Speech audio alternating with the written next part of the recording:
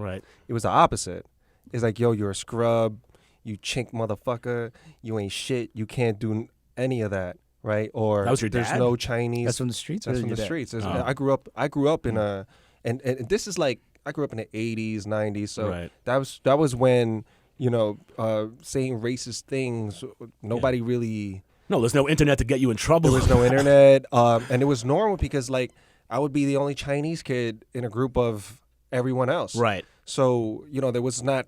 Oh, that was. I had a Yeah. group like that. Yeah. I grew up in Queens. You grew up in Yeah. Queens too, right? I grew up Lower East Side. All right, LES LES in the 80s, Queens, 90s, yeah. it's in terms of, I mean, now it's a little different, but Mm-hmm. in terms of diversity, it's like the most diverse place on the planet, Right. you know? Right. So, like, initially, I probably had friends that were closer to my culture when I was a kid, Mm-hmm. but once we got into junior high school, we had a thing called the Funky Bunch. So it was like Sounds cool. 2 Korean kids, a Chinese kid, a Japanese kid, 2 Indian kids, a couple of Jewish kids, and like Right. we would do exactly that. We call each other kikes, and you're a fucking Oh, this, right, and you're a yeah. fucking that, and we would do it all day. Yeah. But we did it out of love. And that's the thing. If somebody else, like I would hang out with Puerto Rican, Dominicans, blacks, Italians, and if somebody else called me chink Right. that wasn't in it, they would go. They're not in your circle. Right. They would go to absolutely and say Right. they go to bat for me, and they would get more mad than me. Yeah. And I was at that point, I was just so used to being called,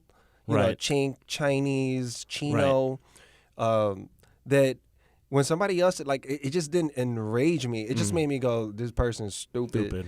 And it didn't matter because I really tried my best to not let words hurt me because I would be fighting every single Of course. minute of So when somebody did say that to me, especially if I'm playing sports and they don't expect me to Do well.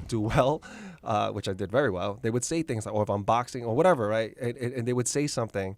My friends would go absolutely ballistic, jump the kid, do like the craziest things, like, yo, that's Chinese Right. Willie, that's my boy. Like, Right. they would go absolutely insane. Right. So it was weird because on the outside looking in, you're going, that's racist, right? And me hearing that, I remember a few Chinese people coming up to me like, Will, you won't let them get away with that? And then my brother too, he came like, yo, you gonna let them call you Chino? Right. Like, what the fuck is that?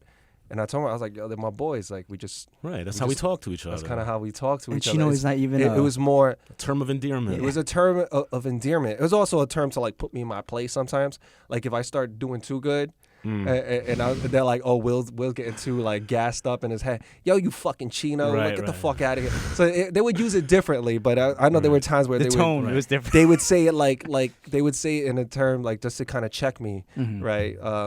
But I didn't give a fuck. Yeah. I really didn't care because I knew they weren't racist. Right. But when someone outside said it to me, yeah, it was like fighting words. They're coming and they have this preconceived notion of Asians are a certain way, so we shouldn't do that. Or they think they could say something and we're not going to swing back. Right.